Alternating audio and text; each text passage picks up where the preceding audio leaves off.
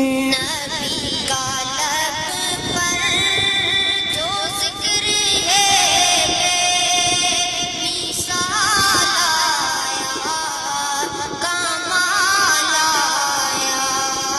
जो हिजरे तैयबा में याद पल कर ख्याल आया, कमाल।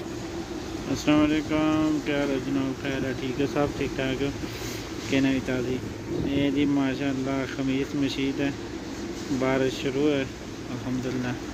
मौसम ज़बरदस्त है, टम्परेचर तकरीबन 26-27 डिग्री सेंटीग्रेड है। बाकी मौसम बहुत ज़बरदस्त है माशाल्लाह। ये खमीस मशीद आबा तो तकरीबन आधा घंटा 45 मिनट हो गए। बड़ा प्यारा मौसम है जी माशाल्लाह, बहुत ज़बरदस्त।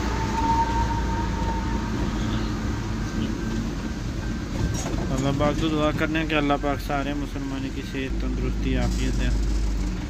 जितने मुसलमान पूरा बीमार हैं सारे के अल्लाह पाक शफा दे। जेड़े तंगदस्त हैं अल्लाह पाक उन्हें तंगदस्त